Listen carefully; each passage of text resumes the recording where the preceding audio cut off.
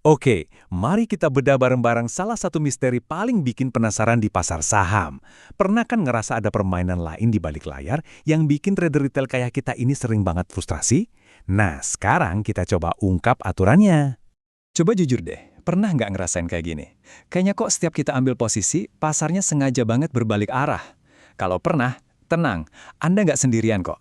Perasaan ini, di mana setiap langkah kita seolah udah kebaca dan langsung dipatahin, itu umum banget. Pola ini tuh rasanya personal banget ya kan? Seolah-olah pasar tuh punya dendam pribadi sama kita. Pas kita beli, wih kelihatannya bagus banget. Abis itu harganya malah diam aja, turun pelan-pelan, pokoknya dibikin bosen sampai kita nyerah. Dan begitu kita jual, boom, besoknya langsung terbang. Pestanya mulai tapi kita nggak diundang. Ini bukan soal hoki-hokian loh. Ini tuh bagian dari sebuah desain permainan yang jauh lebih besar. Nah, ini dia kuncinya. Pergeseran pola pikir yang paling penting. Ini bukan konspirasi yang nargetin kamu secara pribadi. Enggak. Yang terjadi di balik layar itu cuma logika bisnis yang dingin, yang kejam. Ada pemain-pemain raksasa dengan aturan main yang beda banget dari kita. Dan ngertiin aturan main mereka itu adalah kunci buat ngubah nasib kita di pasar. Jadi, siapa sih sebenarnya dalang di balik semua ini? Yuk, kita coba masuk ke kepala mereka, bedah pikiran mereka, dan pahami apa sih masalah terbesar yang mereka hadapi setiap hari. Kita biasa nyebutnya bandar, atau kalau istilah kerennya, the whale, sang paus. Mereka ini bukan main-main, institusi atau orang dengan dana triliunan. Setiap transaksi mereka itu bukan cuma jual beli biasa, itu adalah sebuah kekuatan yang bisa menciptakan ombak besar, bahkan membalikan arah tren pasar. Coba deh bayangin seekor paus mau minum di kolam ikan kecil. Kalau dia nyedot air yang kekencengan, airnya langsung bergolak kan? Semua ikan kecil di sana pasti langsung panik dan kabur. Nah, inilah dilema utama mereka. Kalau mereka beli saham secara terang-terangan, harganya bakal meroket jauh sebelum mereka selesai ngumpulin barang. Jadi mereka harus bergerak dalam senyap, nyicil pelan-pelan. Nah, di sini kita bisa lihat bedanya langit dan bumi. Trader retail, kayak kita-kita ini, seringnya nggak sabaran dan emosional. Sementara sang paus, kebalikannya. Mereka super sabar, sistematis, dan menjadikan waktu sebagai senjata andalan. Mereka nggak ikut-ikutan heboh, justru mereka sengaja menciptakan kondisi yang sepi dan membosankan buat mencapai tujuan mereka. Oke, sekarang waktunya kita pakai topi detektif. Kalau mereka geraknya sembunyi-sembunyi, gimana dong cara kita ngelacaknya? Tenang, mereka selalu meninggalkan jejak. Ada beberapa petunjuk kunci yang bisa kita cari. Ini prinsip utama investigasi kita. Camkan baik-baik.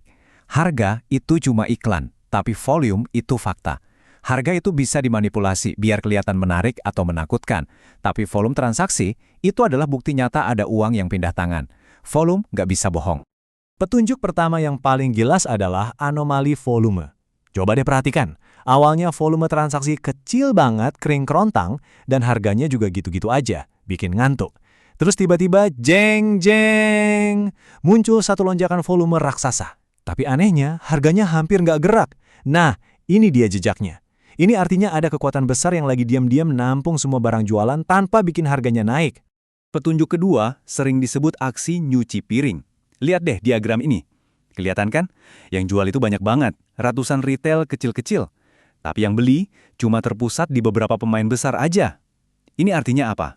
Artinya, saham lagi berpindah dari tangan-tangan kecil yang gampang panik ke tangan besar yang kuat dan terpusat. Ini tanda akumulasi yang sangat jelas. Anda pasti pernah lihat yang kayak gini. Harga turun, tapi kok kayak ada lantai beton yang nahan ya. Mentok di situ terus. Ini bukan sulap, bukan sihir. Ini murni kepentingan bisnis. Sang paus harus jaga harga biar nggak turun di bawah harga rata-rata pembelian mereka. Makanya, setiap kali harga nyentuh level kritis itu, mereka bakal pasang badan, nampung semua jualan yang ada. Dan petunjuk keempat ini jebakan psikologis paling klasik, ilusi di order book.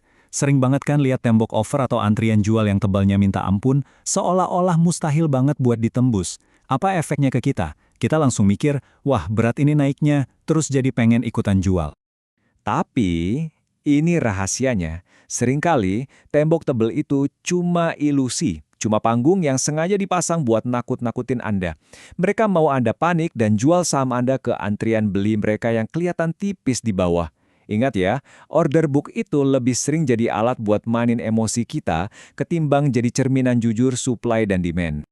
Oke, setelah fase akumulasi yang panjang dan ngebosenin itu, biasanya ada satu babak terakhir sebelum pertunjukan utama dimulai. Dan ini adalah bagian yang paling kejam, paling licik dan seringkali jadi penentu segalanya. Gerakan ini sering disebut spring atau kocokan maut.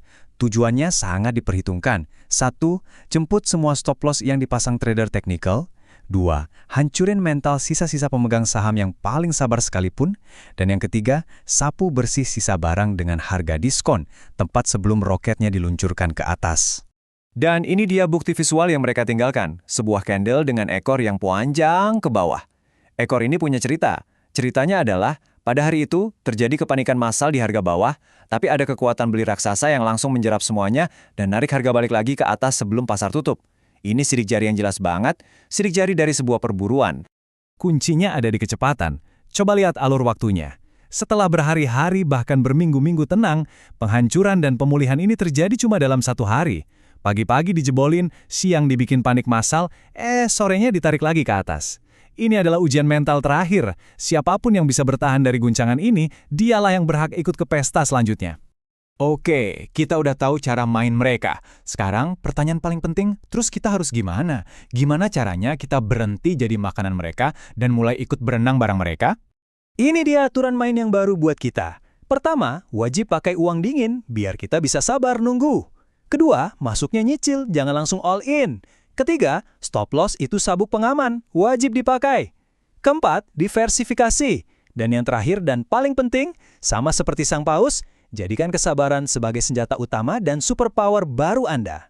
Pada akhirnya, perubahan terbesarnya itu bukan di teknik, tapi di sini. Di pola pikir, kita harus bergeser dari seorang penjudi yang cuma bisa berharap dan nebak-nebak menjadi seorang investigator yang sabar nunggu konfirmasi dan membaca bukti-bukti yang ada. Fokusnya bukan lagi gimana caranya biar cepat kaya, tapi gimana caranya untuk bertahan dulu dan bertumbuh secara konsisten. Jadi sekarang coba deh buka chart saham. Saham apa aja, terutama yang kelihatannya lagi diem, ngebosenin, yang biasanya langsung Anda lewatin. Jangan langsung di-skip. Dengan pengetahuan baru ini, coba deh lihat lebih dalam. Pakai kacamata detektif Anda. Kira-kira, jejak siapa yang sebenarnya Anda lihat di sana? Mungkin saja, itu bukan saham yang mati, tapi jejak tersembunyi dari seekor paus yang lagi nahan napas bersiap untuk bergerak.